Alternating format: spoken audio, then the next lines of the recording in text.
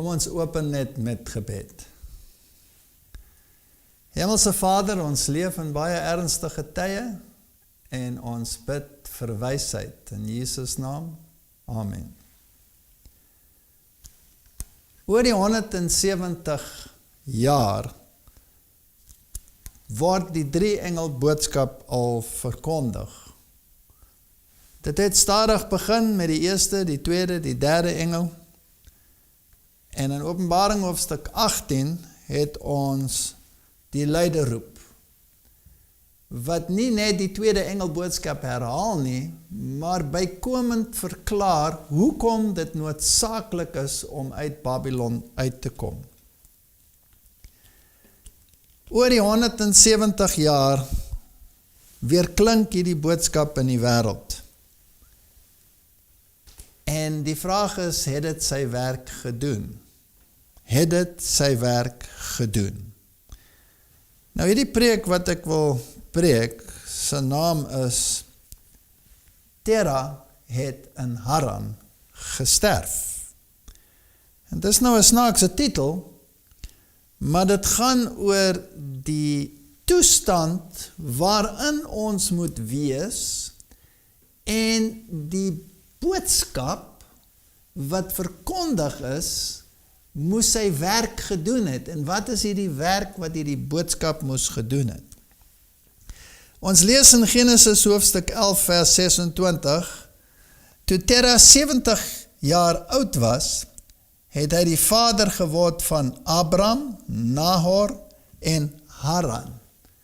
En net so interessantheidshalwe, daai naam Haran word in die oorspronklike anders geskryf in die Hebreëus as die pleknaam Haran. So ons moet nie die kind se naam Haran verwar met die pleknaam Haran nie. So wat is die storie rondom hierdie verhaal? Ja, julle ken die storie. Hulle het gebly in Ur. Abram en sy pa Terah, hulle het gebly in Ur. En toe kom hierdie roep van God, dat hulle self moet distansieer van Ur, en hulle moet na Kanaan toe gaan. So as ons lees daar van vers 27 in hoofstuk 11, sê dit, en dit is die stamboom van Terah. Terah het die vader geword van Abram, Nahor en Haran van Lot. En Haran het gesterwe, terwyl sy vader nog geleef het. So, dit was 'n buitengewone ding in daardie dae. En sy geboorteland in Ur van die Galdeërs. En Abram en Nahor het vir hulle vroue geneem. Die naam van Abram se vrou was Sarai, en die naam van Nahor se vrou was Milka, die dogter van Haran, die vader van Milka en die vader van Jiska. En Sarah was onvrugbaar. Sy het geen kind gehad nie. En daar is natuurlik 'n allegorie in daardie verhaal, wat ons later in Paulus se geskrifte optel. Want meer is die kinders uiteindelik van die ene wat onvrugbaar is, as van diegene wat vrugbaar is. En die rede daarvoor is omdat daar 'n geestelike konnotasie is. En Terah het sy seun Abraham geneem en Lot, die seun van Haran, sy kleinseun, en Sarai, sy kleindogter, die vrou van sy seun Abraham, en die het saam met hulle uit Ur van die Galees getrek, om na die land Kanaan toe te gaan. So hulle het uit Ur gekom, 'n tipe van Babylon, en hulle was op pad na Kanaan. En hulle het tot by Haran gekom, en daar gaan woon. En dan sê vers 32, en die dae van Terah was 205 jaar, en Terah het in Haran gesterwe. Nou, dit is 'n fenominale verhaal. Hy kry die roep. Hy en Abraham en die hele gesin moet uit Ur kom, en hulle moet na Kanaan toe gaan. Maar hulle kom so ver soos Haran. en daar het hulle gebly. So, hulle het etlike 100 kilometer getrek, maar hulle was nog etlike 100 kilometer weg van hulle eindbestemming, en daar het hulle vasgesteek. En hulle het nie verder getrek nie. Nou die naam Terra het 'n interessante betekenis. En dit sê, as ons die etymologie opsoek, dan beteken die naam om te vertraag, om te wandel, of selfs 'n globale gees. Nou dis 'n fantastiese, of baie interessante betekenis vir hierdie naam, om te vertraag, om nie dit klaar te maak wat jy begin het nie, om rond te wandel, en om 'n globale gees te openbaar. En ons kan miskien 'n paar lesse uit hierdie storie kry. So hy het vasgehaak in Haran. Nou wat was daar in Haran? Haran was nie baie verskillend van Ur nie. Die mense het geglo, en hulle het 'n oproep van God gevolg, so hulle het geglo in die God van die Bybel. Maar in Haran het hulle ander gode gedien. So daar was 'n sinkretisme. Hulle dien ander gode, terwyl hulle voorgee om die God van die Bybel, die God van Abraham en Isak en Jakob, wat later sou kom natuurlik, om dit as hulle maatstaf te hê. Maar daar kom toe 'n tweede roep, nadat Haran die plek geword het waar Terra gesterf het. En ons lees dit in Genesis hoofstuk 12.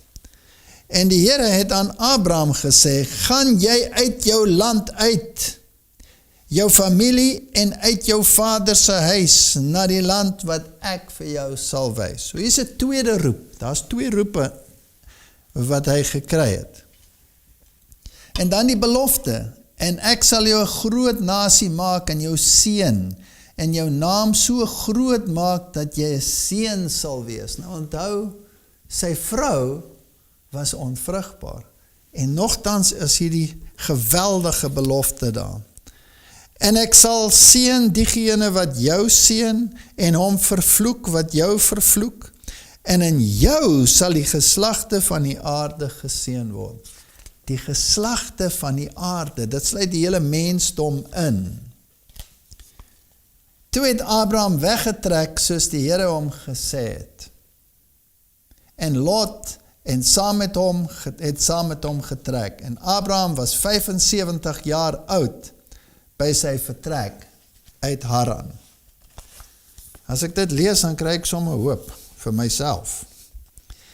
En Abraham het Sarah, sy vrou, en Lot, sy broerskind geneem, en al hulle besittings wat hulle bymekaar gemaak het, en die slawe wat hulle in Haran verwerf het, so hulle was nie onvermoeiend nie, hulle was ryk. En hulle het uitgetrek om na die land Kanaan toe te gaan, en in die land Kanaan gekom. As ons gaan na vers 7, sê dit, daarop verskyn die Here aan Abraham en sê, aan jou nageslag, die Engels is seed, saad, sal ek hierdie land gee.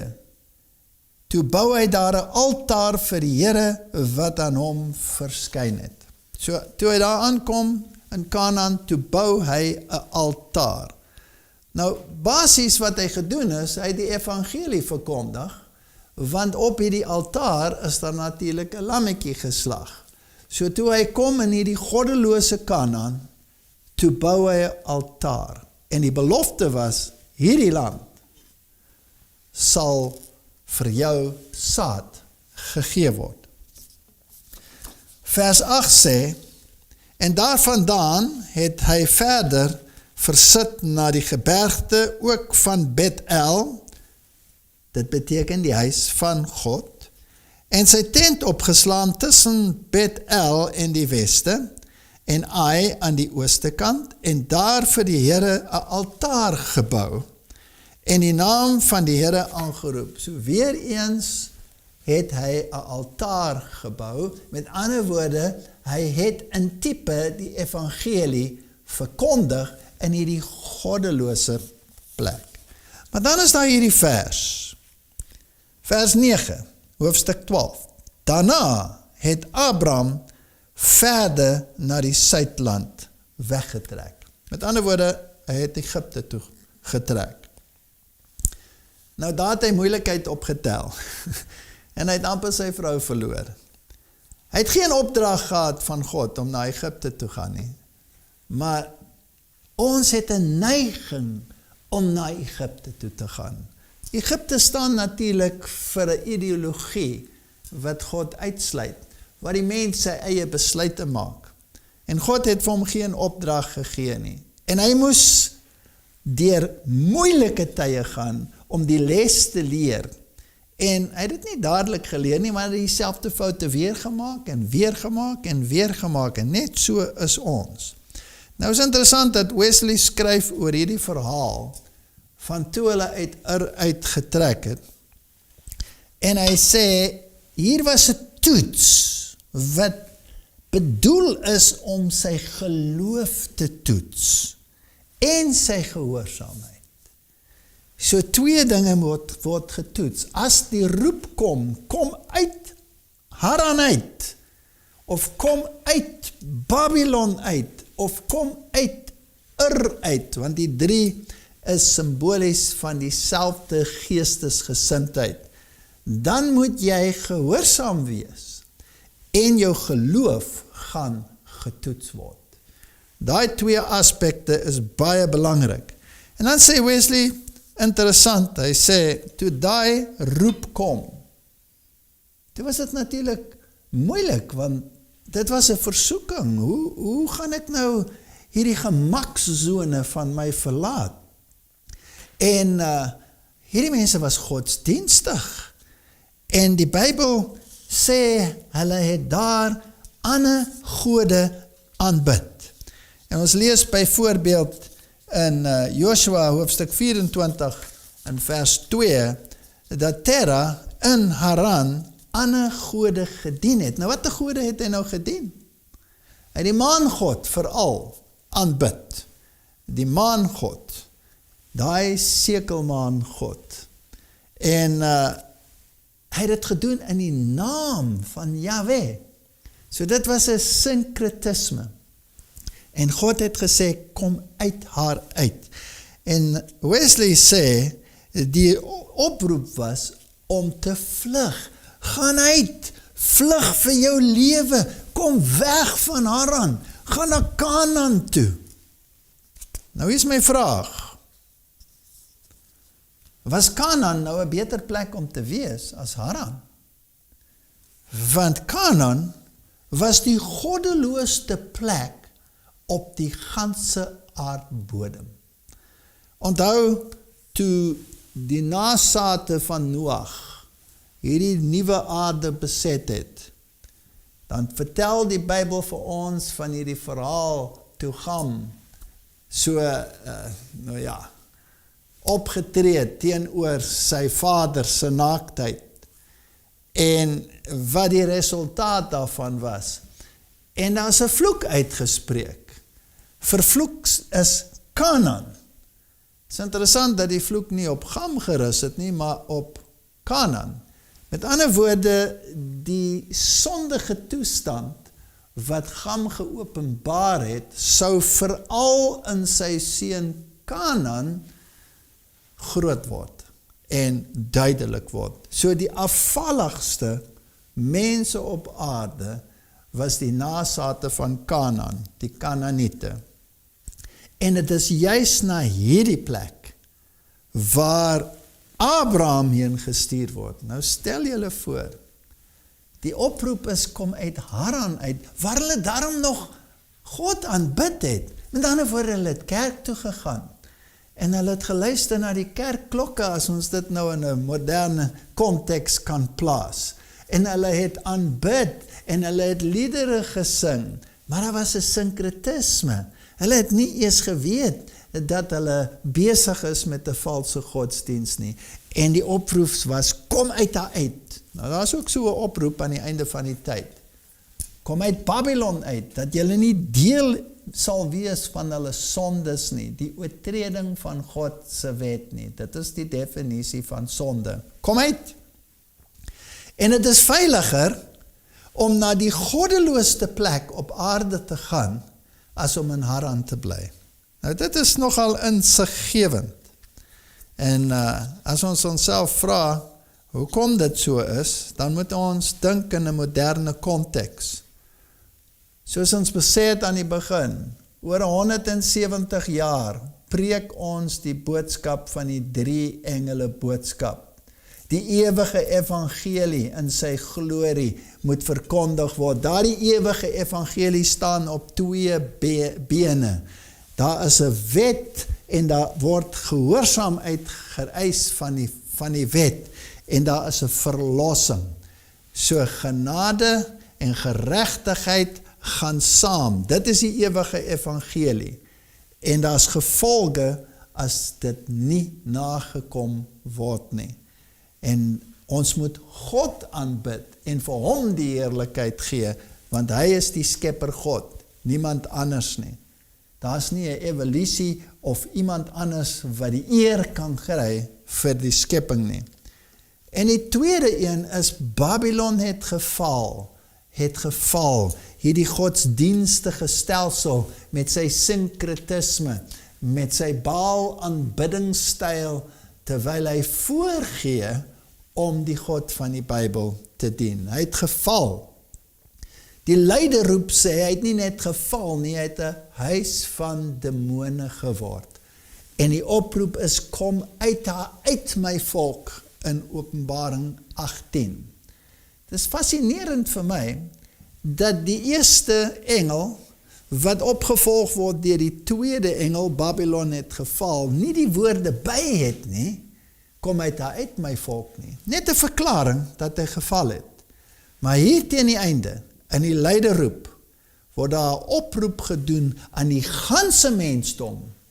Kom uit. Dis soos 'n oproep, kom uit Haran uit. Julle is nie veilig daar nie.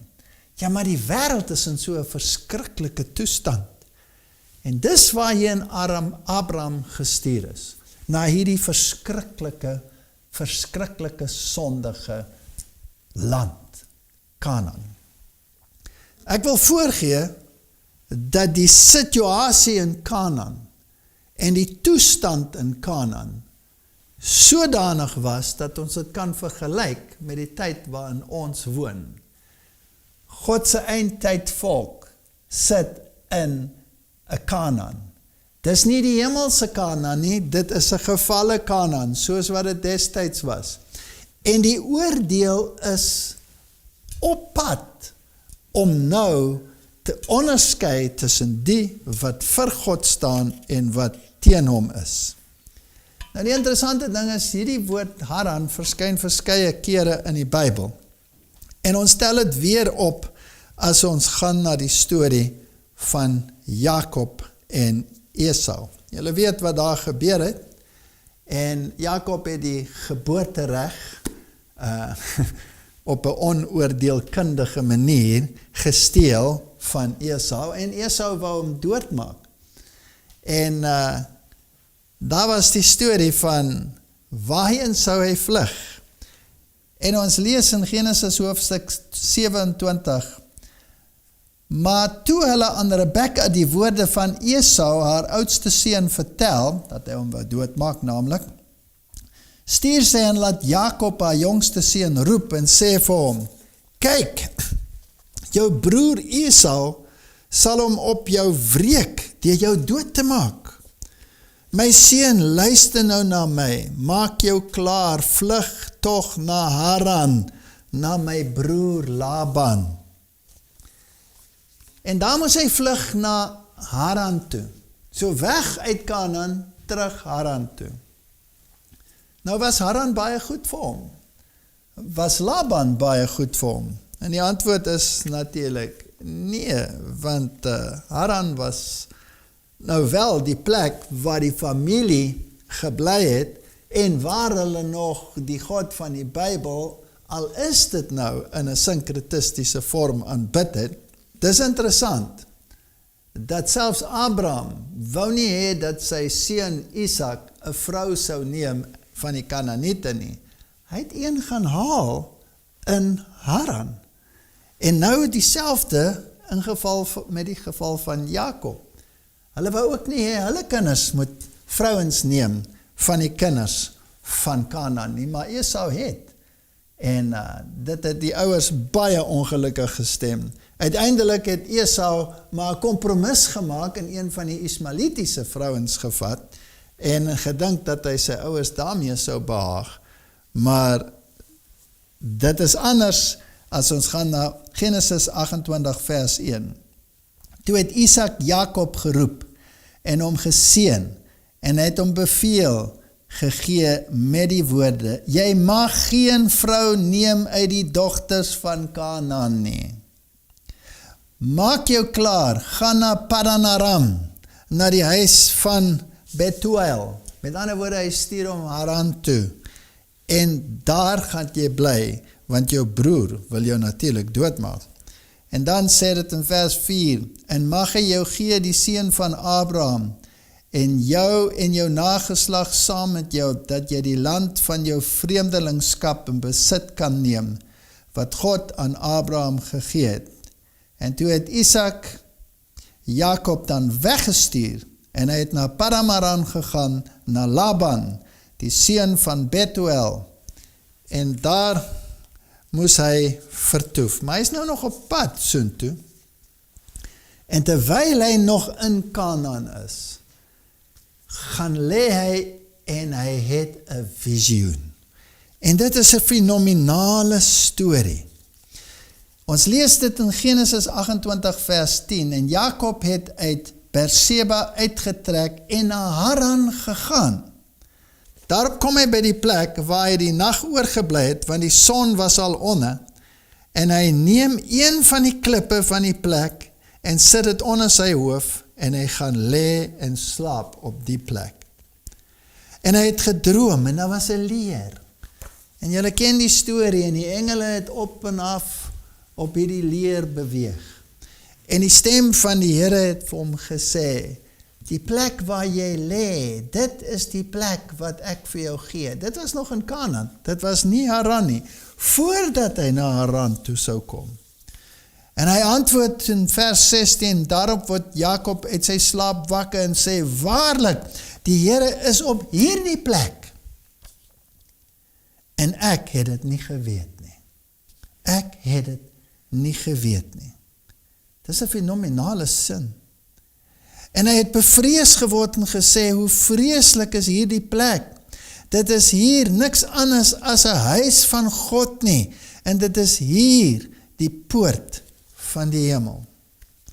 In hierdie goddelose Kanaan was daar 'n huis van God. En ek wil vir julle sê, dat in hierdie goddelose Kanaan waarin ons nou leef, waar die sondes van die mensdom niks minder is as wat hulle in Kanaan was. En Kanaan is later vernietig, en elke een in Kanaan wat gebly het by sy Kanaanitiese beginsels is uitgewis. En hierdie plek het God 'n volk wat vir die wêreld moet verkondig dat die Here op pad is en dat ons moet breek met die Kanaanitiese beginsels en dat ons uit die geestelike Haran, die sinkretisme moet uitkom, sodat ons kan staan by God se waarheid. Toe hy uiteindelik daar in Haran aankom, toe word hy bedrieg etlike kere. Met ander woorde, die beginsels van diegene wat in Haran is, al gee hulle voor dat hulle godsdienstig is bedrieglik. Dan is hulle so, dan is hulle so, soos die wind waai, want die Bybelse beginsels is nie deel van hulle wese nie. En hulle is verward en hulle het Babyloniese wyn gedrink van sinkretisme. En ons moet breek met daai Haran beginsel. Dit is meer gevaarlik om in Haran te bly, as wat dit is om in Kanaan te wees. In Kanaan weet jy, hier is sonde. Maak nie saak waar jy kyk nie. In hierdie wêreld van Kanaan is daar pornografie. In hierdie wêreld van Kanaan is daar gemors op die televisies. In hierdie wêreld van Kanaan is daar geen beginsels wat in harmonie is met hierdie Bybel nie. Hier word geëet en gedrink en alles wat in hierdie Bybel sê, word verontagsaam. Jy weet as jy in Kanaan is, dat jy nie op die regte plek is nie, as dit kom by Bybelse beginsels. Maar as jy nog deel is van 'n kerk, wat sinkretisme toepas, wat sonde toelaat en het goed praat, dan weet jy moet uitkom. As jy bly in 'n kerk, waar Babyloniese beginsels beoefen word, waar Babyloniese beginsels geleer word, en jy voel jy is daarom in die kerk, jy sit in jou gemaksone, dan is jy in 'n erge gevaar as wanneer jy in Kanaan is, waar jy weet en waar jy sien dat die beginsels nie in harmonie met die woord van God is nie. Ek glo ons is in die tyd van die leideroep.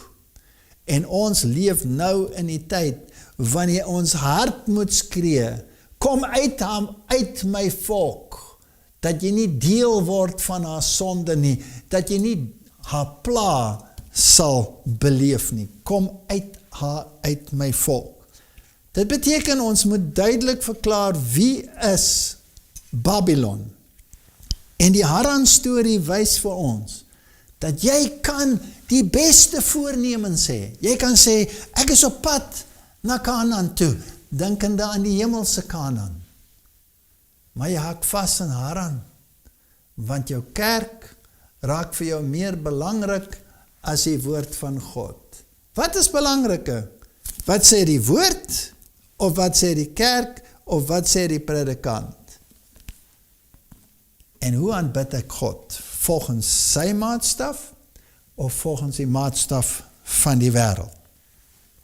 Nou daar is baie mense wat gesê het, en ons sluit onsself almal hierby in, dat sommige van ons het nou uit Haran uitgetrek, en ons het Kanaan toe gegaan. En ons leef nou maar in hierdie sondige wêreld, en in hierdie sondige wêreld, klou ons aan daai leer, want die leer stel Jesus Christus voor, en die engele wat op en af gaan, is die kommunikasie met die hemel, en ons klou aan daai Jesus Christus beginsel, want hy verbind hierdie aarde met die hemel, en maak het moontlik vir ons, in hierdie sondige wêreld, met ons sondige natuur, om toegang te hê tot die krag van God. En hier sit ons in hierdie sondige wêreld, en ons wag vir die einde. Maar die vraag is ons geestelik uit Haran uit? Of sit ons met een voet in Haran, en een voet hier aan die voet van die leer? Ons moet onsself vra, moet die Here weer roep, kom uit? Kom ons gaan kyk na 'n paar gelykenisse, en dan vra ons onsself 'n paar vrae. Die saaier, in Matteus 13 vers 18. Luister julle dan na die gelykenis van die saaier. As iemand die woord van die koninkryk hoor, en nie verstaan nie, kom die bose en roof wat in die hart gesaai is. Dit is hy, by wie langs die pad gesaai is. Dit is 'n verklaring van hierdie fantastiese gelykenis. Kom ons lees hom in Matteus hoofstuk 13 en vanaf vers 3. Jesus is aan die woord. En hy het baie dinge die gelykenisse tot hulle gespreek en gesê, 'n saaier het uitgegaan om te saai. En terwyl hy saai, val 'n deel langs die pad, en die voëls het gekom en dit opgeëet. En 'n ander deel het op die rotsagtige plekke geval, waar daar nie baie grond was nie, en dadelik het dit opgekom, omdat daar geen diepte van grond was nie. Maar toe die son opgaan, en dit verskroei, en omdat dit geen wortel gehad het nie, het dit verdroog. En 'n ander deel het in die dorings geval, en die dorings het opgekom en dit verstik. En 'n ander deel het in die goeie grond geval en vrug opgelewe, die een 100, die ander 60 en die ander 30voudig. Wie ore het, laat hom hoor. Nou wat was die doel, hoekom die Here in gelykenisse gepraat het? Dis interessant, en die disippels het na hom toe gekom en gesê, waarom spreek u tot hulle deur gelykenisse?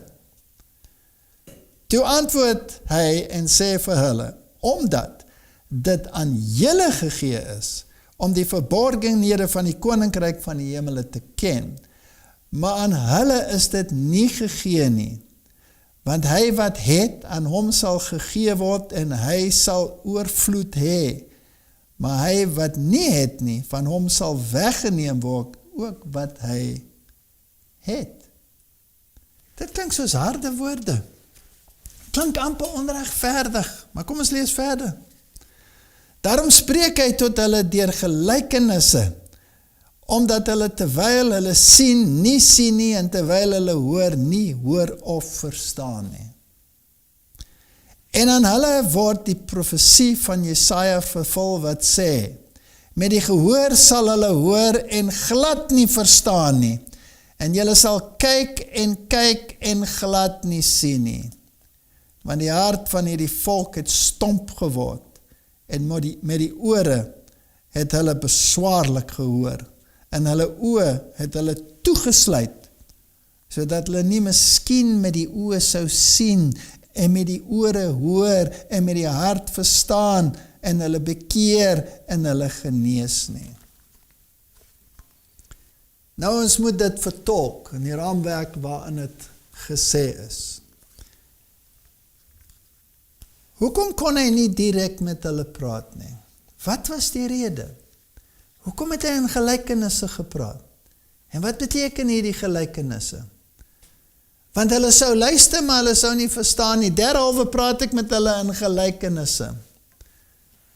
As jy groot word met hierdie woord, en van kleins af word die woord verdraai, en jy het 'n verwronge beeld van die woord, en iemand kom en gee vir jou die woord in sy duidelike konteks soos dit in die Bybel staan, dan gaan jy jou rug draai en sê nee. Dit is nie so nie. Want jy het 'n verwronge beeld, en dit is amper onmoontlik om so 'n verwronge beeld weer reguit te buig. So die Here kom met 'n gelykenis om die mens te laat dink, dat hy 'n bietjie dieper delwe, en miskien sal vra, maar ek verstaan nou nie, wat sê die woord nou eintlik oor hierdie saak? En dan die studie en die Here te vra, Here, wat beteken dit nou eintlik? Ek verstaan nie die gelykenis nie. Verduidelik dit vir my. En jy gaan na die woord, en jy studeer, en jy vra vir die Here, help my Here om hierdie ding te verstaan. Dan en dan alleen kan die Heilige Gees werk, en dit wat duister is in die kop, helder maak. Maar as ek sê, ag nee wat, my predikant het dit aan my verduidelik, en dit is nie so nie, dan gaan jy nêrens kom nie. So die Here probeer hulle bereik deur gelykenisse. Nou maar kyk hoe interessant word dit verder. Hy verduidelik die gelykenis, en hy sê, luister julle dan na die gelykenis van die saaier. As iemand die woord van die koninkryk hoor, en nie verstaan nie, kom die bose en roof wat in sy hart gesaai is. Dit is hy, by wie langs die pad gesaai is. So hy hoor, en hy verstaan nie. Maar waar is dit gesaai? In die hart. So hy het gehoor, En hy het geluister en iets het beweeg hier binne. Iets het beweeg. En hy het nie verstaan nie. Wat moes hy of sy gedoen het, toe hulle dit nie verstaan nie? Wat moes hulle gedoen het? Hulle moes na die woord toe gegaan het. En hulle moes gesê het, Here, ek verstaan nie, help my. En hulle moes self gestudeer het, en die Here sou hulle verstand verhelder het. Maar die meeste mense, hulle raak onrustig as hulle die waarheid hoor, en hulle verstaan nie. En dan sê hulle, ag, my predikant het dit tog verduidelik, ek los het net. En dan kom daai duiwel en hy vat daai onrustigheid uit die hart uit weg, en jy vergeet daarvan. En jy bly in Haran. Jy kom nie uit Haran uit nie, omdat jy nie self luister na die woord van God nie. En dan gaan het verder. En hy wie op rotsagtige plekke gesaai is, dit is hy wat die woord hoor, en dit dadelik met blydskap aanneem. Dit is fascinerend. Maar, wat 'n verskriklike woord. Hy het geen wortel in homself nie. Hy is net vir 'n tyd. En as daar verdrukking en vervolging kom ter wille van die woord, struikel hy dadelik. Nou, ek het dit al baie gesien in my lewe. Jy preek die waarheid uit die woord van God, en die mense knik kop en hulle sê, amen, ja, amen. Ja, dis reg, wonderlik. En dan gaan hulle terug na hulle huisgesin toe en sê, luister wat het ek ontdek. En hulle kom teen 'n baksteen muur te staan. En die familie sê, jy is mal, dit gaan teen die tradisie. En hierdie Sabbat storie, dit is nonsens. Ons het mos gehoor by die predikant, dit is afgeskaaf, ons is nou in 'n nuwe era. En dan is 'n bietjie teenstand, en die teenstand is te groot, en jy sê, nee wat, het is nie die moeite werd nie. Dan los ek het maar. Hierdie woordjie maar. En by wie in die dorings gesaai is, dit is hy wat die woord hoor, maar die sorg van hierdie wêreld en die verleiding van die rykdom verstik die woord en hy word onvrugbaar. Het is te moeilik. Ek kan nie daarmee saamleef nie. Maak nie saak wat ek doen nie, of ek eet, of ek drink, elke ding het oppositie. Het is te moeilik. En ek het ook nie tyd nie, daar is soveel probleme, daar moet kos op die tafel geplaas word, my werk is belangrike, nee wat. En uiteindelik vervaag daai waarheid. En dan is daar die laaste een, en by wie op die goeie grond gesaai is, dit is hy wat die woord hoor en verstaan. Nou, hoekom verstaan hy dit? Hy verstaan dit omdat hy dit self internaliseer. Dis hoekom hy dit verstaan. Maar dit is nie genoeg om het te internaliseer en dit te verstaan nie.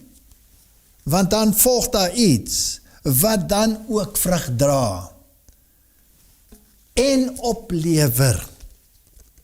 En 100, die ander 60, die ander 30voudig. So, as jy die waarheid internaliseer, dan is dit nie genoeg om 'n kopkennis te hê nie, jy moet dit ook werklik doen. Nou het ek 'n vraag. Hoeveel mense sit in die kerk, ons het die waarheid ontdek, maar hulle besef nie, dat baie van hulle miskien op harde grondsaad het, dat baie van hulle saad in die dorings het, en die smeer. Is dit nie so, dat sommige van ons sê, ja, ek aanvaar die waarheid van die verlossing, Ek wil die verlossingsplan hê, ek verstaan dit en ek gryp dit aan en ek sê vir die Here dankie vir die verlossing. Maar hierdie ander goed, byvoorbeeld dat ek my lewenstyl moet verander, dat ek miskien die kos op my bord moet verander, dat ek miskien my gewoontes moet verander. Nee wat, laat dit maar op harde grond val en laat die voeltjies dit maar oppik. So ek dink ek het die waarheid aanvaar, want ek het sekere grondbeginsels besef. Ek het verstaan dat die 7de dag is die Sabbat. So ek is reg met die Here. Hierdie is 'n alomvattende pakket. Ek kan nie een aspek aanvaar en sê, ek is uit Haran uit. Maar dan bly ek by my gewoontes van Haran, en ek bly aan my styl van Haran. As ek uit Haran uitkom, dan moet ek alles los. Ek moet my vriende, ek moet my gewoontes, ek moet alles los. As nodig moet ek vader en moeder en kinders en vrou en alles verlaat, geestelik gesproke. Maar ek moet breek met Haran. Het is interessant as ons die gelykenisse bestudeer in die verskillende hoofstukke van die Bybel, dan kry ons so hier en daar iets anders. Byvoorbeeld die saaier in die boek Markus, sê dit in hoofstuk 4 van Markus vers 7. En 'n ander deel het in die dorings geval en die dorings het opgekom en dit verstik en dit het geen vrug opgelewer nie. Geen vrug. As ons toelaat dat die lewensomstandighede en die moeilikhede ons oorval, dan gaan daar geen vrug wees nie. Nou, my liewe broers en susters, as ons hoor wat in die wêreld vandag aangaan, en ons hoor van die pandemies, en ons sien in ons eie kerk hoe mense vreesbevange hardloop van een rigting na 'n ander. Ek sê nie ons moet nie versigtig wees nie. Dit sê ek glad nie. Maar geloof, sê die Bybel, dryf die vrees uit. En as ons nie hierdie vrede in ons hart het nie, hoe sal mense sien dat daar iets verskillend is rondom ons geloof, as wat die res van die wêreld het? As ons almal rondhardloop soos loskop of afkop hoenders, vreesbevange vir wat op die wêreld op toesak, hoe sal hulle verskil sien? Die Bybel sê dat 10 man gaan gryp na die kleed van een van die kinders van God en gaan vir hom sê, vat my na jou huis toe, want hulle het iets gesien wat hulle nie by die ander sien nie. Daar moet 'n geloof wees en daar moet 'n vasberadenheid wees om elke beginsel. Dit is ook 'n vertroue in die beloftes in hierdie boek te openbaar, sodat mense kan sien daar's 'n verskil tussen diegene wat sê dat hulle die woord volg en diegene wat sê dat hulle dit volg en dan nie volgens die beginsels wandel nie. So die saaier saai die woord. Dit is ons boodskap.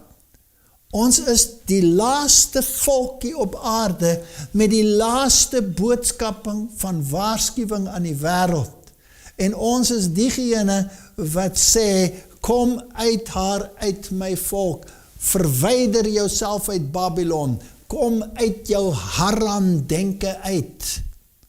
Maar dis 'n pakket.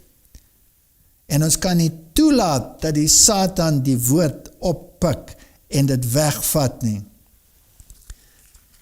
So dit is die beginsels. En ons moet onsself die vraag vra, is ons werklik saad wat op goeie grond geval het? En wys ons werklik die vrugte? Of is ons net gedeeltelik op goeie grond? En ek weet nie of dit genoeg is om gedeeltelik op goeie grond te wees nie. Dit sê in Markus 4 vers 19, nog 'n ander interessante klein dingetjie wat ons nie in Matteus lees nie. Dit sê, en die sorge van hierdie wêreld, en die verleiding van die rykdom, en die begeerlikhede in verband met die ander dinge kom in, en verstik die woord. So wat is al hierdie ander dinge?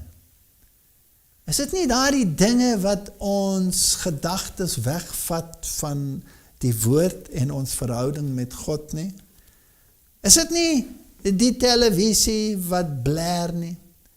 Is dit nie al hierdie dinge wat ons probleme mee optel op hierdie aarde nie? Is dit nie tyd om te fokus en te sê, so sê die Here, en so wil ek doen? Die ander gelykenis, of dit is nie 'n gelykenis nie, is 'n verhaal, waar die Bybel ons vertel van die ryk jong man, wat gekom het. En die Here sê vir sy disippels, nadat hierdie man treurig weggaan, omdat hy net die tweede kliptafel gehandhaaf het, maar die eerste kliptafel verontagsaam het.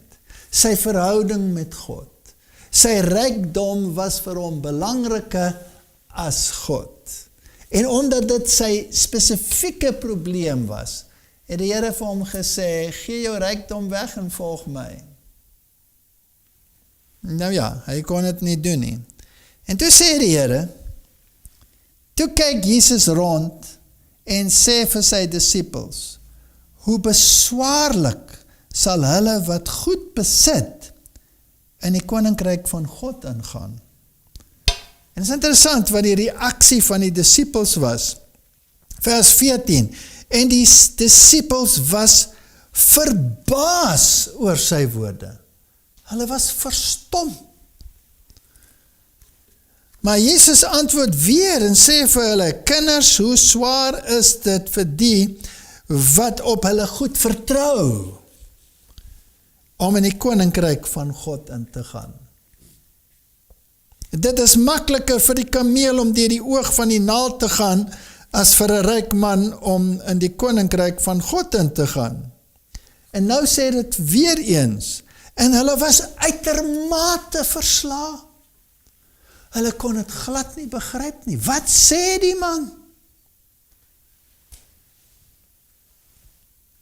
Hoe baie van ons is vreesbevange oor die gevolge van die epidemie op die hele struktuur, die hele ekonomiese struktuur. Gaan ons môre nog ons dinge besit? Vreesbevange. Terwyl die Here duidelik gesê het dat hy omgee vir die kleinste voeltjie wat val, hoeveel te meer sal hy nie omgee vir ons nie. Wys ons vir die wêreld dat ons 'n geloof het wat ons kalmte kan gee in die midde van 'n storm? Nou, hoekom was hulle so uitermate verstom? Want die wêreld vandag hoor 'n evangelie van welvaart. En orals in die wêreld hoor ons stories, dit sal nie na jou toe kom nie, want die Here gaan jou beskerm, en jy gaan ryk wees, en jy gaan dit wees. Hulle het almal 'n Kersvader God. Maar hulle het nie 'n God wat gesê het, dat ons deur swaar tye sal moet gaan nie, en dat te midde van die swaar tye sal ons geloof moet handhaaf. Ons sit teen 'n muur van ideologiese denke wat deur valse herdes aan die mensdom verkoop het, en hulle sit met hierdie Haran denke, en hulle sien hoe hulle wêreld rondom hulle verkrummel en hulle fondasie is weg. Wie gaan vir hulle fondasie gee? Wie gaan vir hulle sê, daar is 'n leer, en hierdie leer staan in Kanaan, en hierdie leer verbind ons met die hemel, en daar is nie 'n manier hoe die Here sy volk gaan verlaat nie. Wie gaan dit sê? Of wie van ons het hierdie drang na posisie? As ons kyk na byvoorbeeld die versoek van die disippels, Jakobus en Johannes, wat vir die Here sê, gee aan ons dat ons mag sit in u heerlikheid, een aan die regterhand en een aan die linkerhand. Dit is interessant, selfs by die nagmaal,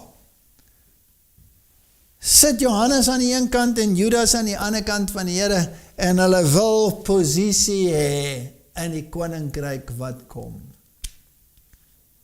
En daai selfde nag, verlaat hulle die Here en hardloop weg. En Petrus verloon hom. En eers toe hulle die evangelie in sy volheid verstaan het, was hulle bereid om tot die dood toe te staan vir wat waarheid is. En eers toe kon die Here hulle gebruik. En eers toe kon die Heilige Gees uitgestort word. En eers toe kon duisende hulle self vereenselwig met hierdie waarheid. In een dag 3000 gedoop en weer duisende en duisende. Ek glo, die Here het 'n volk en die volk sit nog in Haran. Hulle sit vas in Haran. Maar daar kom 'n roep, kom uit Babylon uit. En as ons nie self reg is nie, gaan ons uitgeskit word en daai mense gaan hulle plek neem. Ek het onlangs 'n evangelisasie gedoen en dit was net betyds voordat die deure begin toegaan het. Net betyds. Amper het ons dit nie gedoen nie. Maar daar was 'n oortuiging, doen dit. Amper is dit afgesê. En ek was verstom om te sien, hoe sit hulle daar? Al die Haraniete, daar sit hulle. Hulle is nie in die kerk nie, maar hulle het die boodskap gehoor. En hulle het hierdie saad waardeer. En hulle het gaan kyk in hulle Bybels. En hulle het geluister. En daai mense gaan baie plekke volmaak van diegene wat miskien gedink het hulle het die waarheid. Ons moet ernstig wees oor ons geloof. Ons moet ons posisie verstaan. Een van die belangrikste of interessantste gelykenisse van Jesus, of stories van Jesus, is die gelykenis van die goeie saad, wat in die land gesaai is. Die goeie saad, en die onkruid wat opgekom het. En die Bybel sê vir ons, dat terwyl hierdie goeie saad gesaai het, die saad is natuurlik die woord van God, en die hart is die plek waar dit gesaai is. Sê dit, maar terwyl die mense slaap, het sy vyand gekom en onkruid onder die koring gesaai en weggeneem. So wie is daai vyand? Hy is die Satan. 'n Vyandige mens het dit gedoen. Nou die Engels sê, an enemy has done that. 'n vyand het dit gedoen. Het was nie 'n mens nie, het was 'n demoon. En dan sê die Here, laat al twee saam groei tot die oes toe. Nou is interessant, daar is 'n plant wat hulle in Engels darnel noem. Sy naam is Lolium temulentum. En hierdie plantjie lyk nes die regte koring en is amper onmoontlik om hulle te onderskei totdat hulle vrugte dra. Dan kan jy hulle onderskei. En dan kan jy die twee van mekaar skei, maar nie voor dit nie. En is interessant dat hierdie Lolium, dis 'n tipe raaigras. Maar daar is sekere raaigrasse wat nou goeie raaigrasse is, wat gebruik word vir beesvoer en dis meer. Maar hierdie spesifieke een, wat groei in die Midde-Ooste, hierdie Lolium, in Engels word hy genoem tipsy grass. En tipsy is dronk. Dit is nogal interessant, hy maak jou dronk. Hy het sekere eienskappe, en as ons lees in die ensiklopedie van sy eienskappe, dan sien ons onder andere dat hy mense naar maak, dat hy jou dronk maak, en dat hy jou kan laat opgooi, en as daar baie is, dan maak hy jou dood. So, wanneer jy nou oes, en jy het al twee hierdie grasse, in dieselfde oes, jy het lolium en jy het regte graan, en jy het 'n mengsel daarvan, afhangende van hoeveel van die lolium in die mengsel is, kan dit die mense beïnvloed. So hy kan jou vertering beïnvloed, hy kan jou naar maak, hy kan jou dronk maak, hy kan jou duiselig maak, hy kan maak dat jy struikel en val, en hy kan selfs jou dood veroorsaak, afhangende van die hoeveelheid. Nou is dit nie fascinerend nie? Daai goeie graan is die goeie woord. As ek die goeie graan meng met 'n klein bietjie lolium, wat is die resultaat? Dronkenskap. Jy slinger van teks na teks. Die Sabbat is nie meer die 7de dag nie, hy word skielik die 1ste dag. Gehoorsaamheid aan die gesondheidswette is afgeskaf, alhoewel die Bybel dit nêrens sê nie, behalwe as jy natuurlik 'n korrupte vertaling lees, dan sê dit miskien. En so slinge jy van teks na teks, en die twee word vermeng. Die Here wil nie hê ons moet sinkretisme toepas nie, veral nie in die tyd waarin ons lewe nie. En as ons luister na wat die Here gesê het vir die Fariseërs, die sterkste woorde in die hele Bybel is gerig aan die Fariseërs. Wee julle! En dan gee dit 'n lang lys, en julle kan maar die lys self lees, ek gaan dit nie nou herhaal in hierdie preek nie, van wat die Fariseërs almal gedoen het. Nou wie was hulle? Hulle was die herders. Paulus was 'n Fariseër. En hulle het die twee vermeng. En ons sit met hulle in die kerk. En daar's net een manier om te onderskei tussen wie is lolium en wie is goeie graan. En dis hierdie woord. Hierdie woord, die profetiese woord in sy breë konteks, is dit wat ons gaan help om te onderskei. My broers en my susters, dit is tyd om ernstig te wees oor wat ons glo. Want as ons die leider roep moet bring, en ek glo dit is nou die tyd wanneer daar die roep moet uitgaan. Ek glo ons tyd is min. As ons nie 'n boodskap het, wat 'n duidelike klank gee nie, en nie net 'n boodskap wat 'n duidelike klank gee nie, maar ook 'n resonansie het op die manier hoe ons leef, en wat ons doen, en wat ons eet, en hoe ons aantrek, en wat ons kyk, dan gaan daar geen indruk wees nie.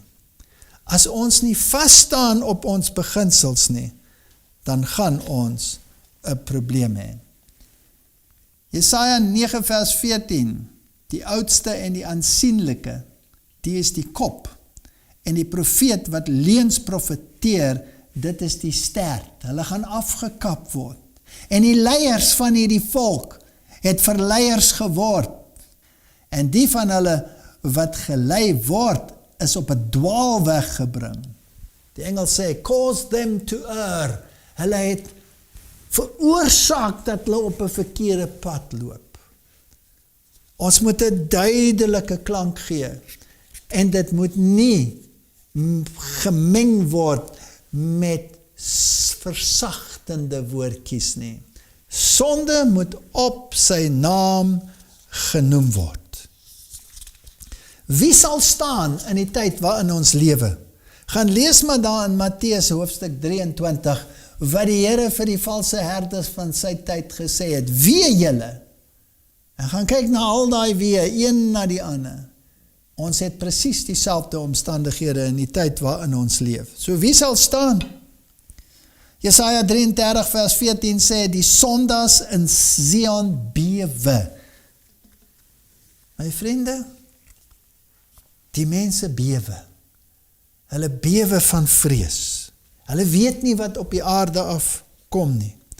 Siddering het die roekelose aangegryp. Hulle sê, wie van ons kan woon by die verterende vuur? Wie van ons kan woon by 'n ewige gloed? En dan kom die antwoord. Hy wat in geregtigheid wandel en spreek wat reg is, wat gewin deur afpersings versmaak en sy hande afskud om geen omkoop geskenk aan te gryp nie, wat sy oor toestop om van geen bloedskuld te hoor nie. Wat kyk ons op televisie? Bloedskuld op bloedskuld, gemors op gemors. Jou oë sluit om wat sleg is, nie te sien nie.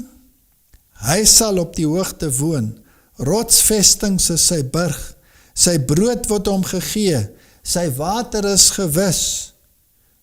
Jou oë sal die koning in sy skoonigheid aanskou, dit sal 'n wyd uitgestrekte land wees.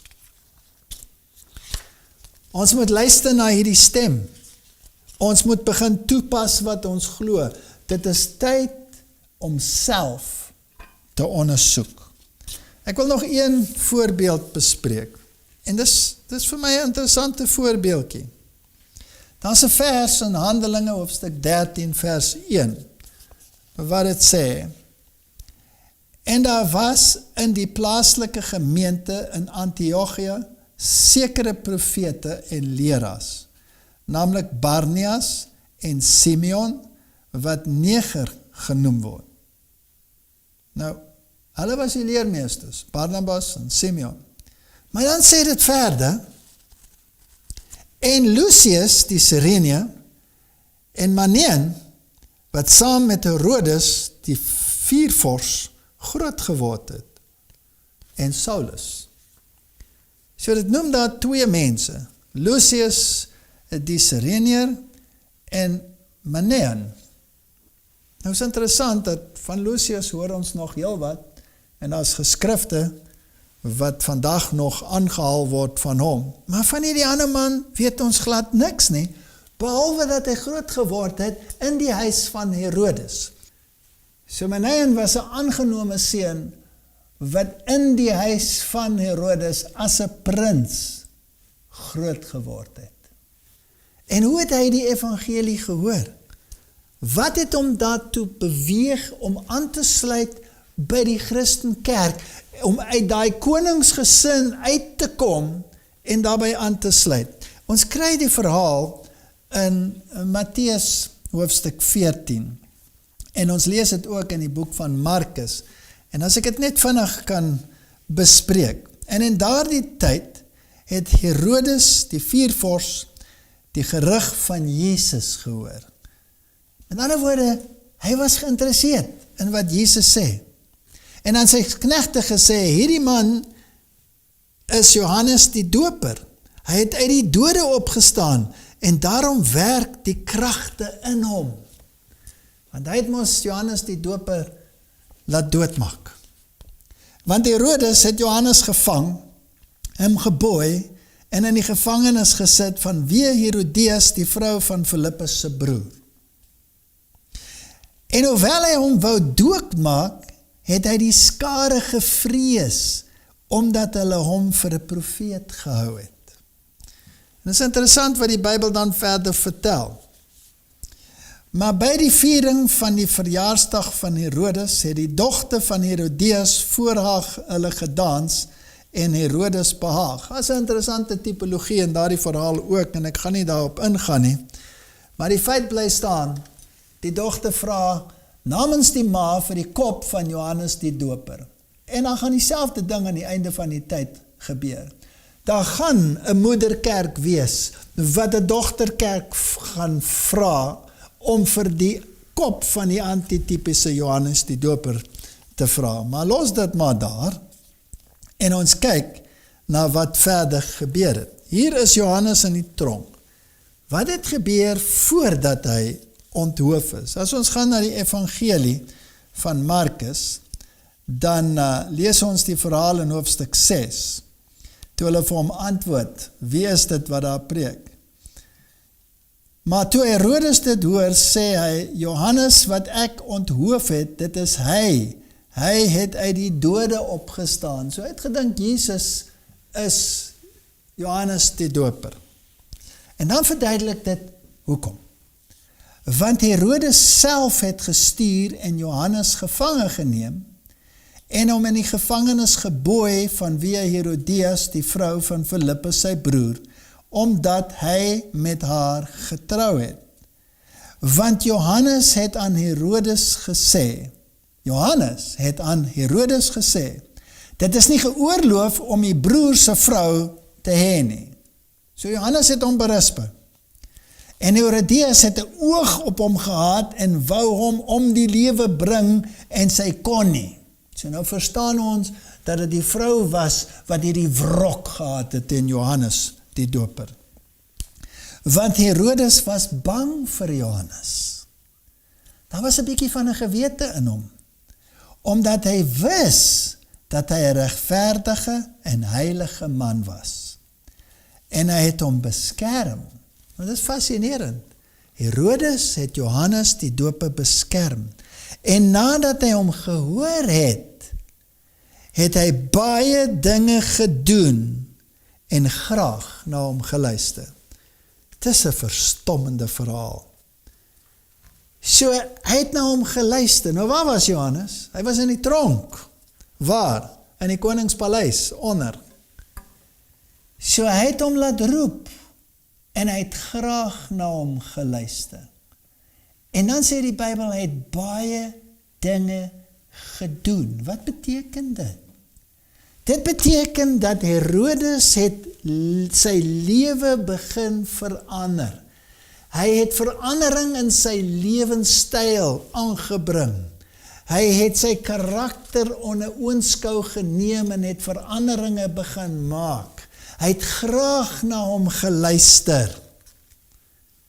Maar ek wonder of daar ander was van die koningsgesin wat ook saam geluister het. Het Menaen miskien daar gesit en ook gehoor wat hy gesê het? En het hy ook graag gehoor wat Johannes vertel het? Dit sê in die Engels in Markus 6 vers 20, for Herod feared John, knowing that he was a just man and a holy, and observed him. Hy het hom fyn dopgehou. And when he heard him, he did many things. Hy het baie dinge in sy lewe verander. En hy het graag na hom geluister. Die man was in Haran, geestelik gesproke. En die roep was, kom uit, kom sluit aan by die Here se volk. Maar soos Terah het hy in Haran gesterf. Hy het nie volmaak geluister nie. Hy het nie die daad by die woord gevoeg nie. Maar die ander prins, daai ene wat nie bloedfamilie was nie, hy het geluister en hy het gedoen. En hy het aangesluit by die volk van die Here. En dit is ons opdrag. Ons moet die saad saai. En die saad moet op die grond val. En as die grond hard is, en die saad wil nie opkom nie, dan ploeg die grond. En hoe ploeg ek dit? Ek vat hierdie ploeg, die woord van God, en ek ploeg my hart. En ek sorg dat die grond opgebreek word, hierdie harde kors, wat nie vrugbaarheid wil voortbring nie.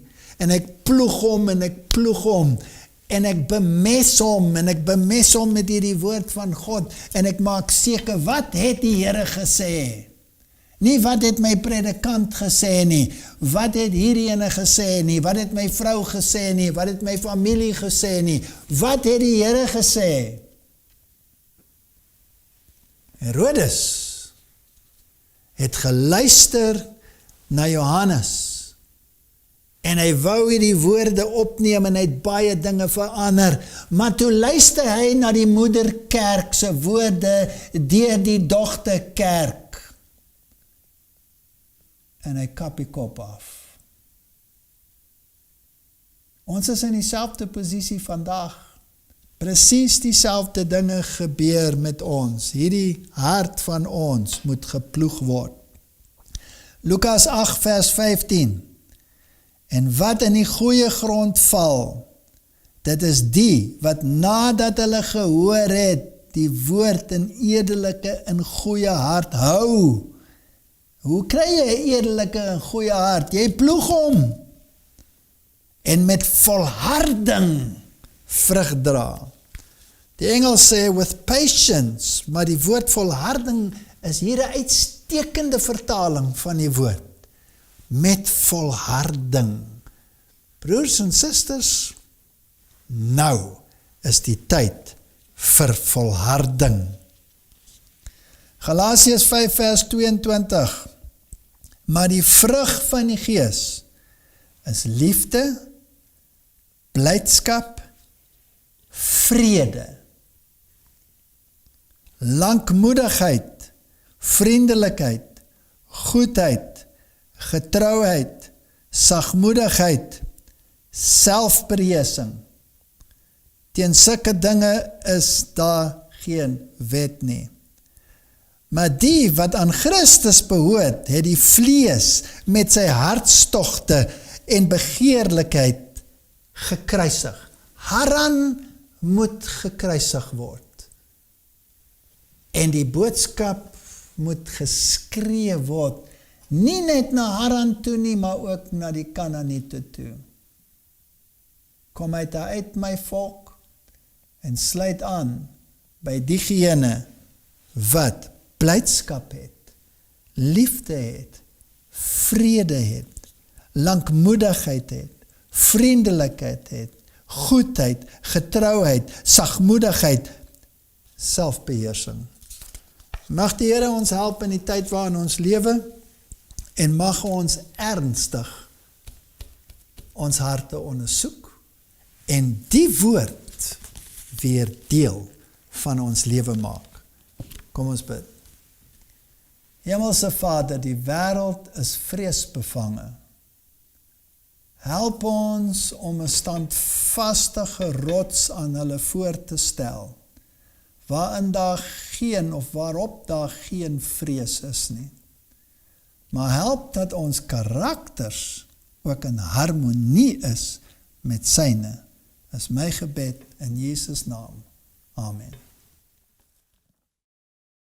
Dankie dat julle gekyk het.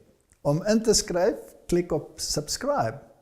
As die klokkie verskyn, om kennisgewings te kry, klik op hom. Om die volgende video te kyk, klik hier. Dankie weer eens en sien julle volgende keer.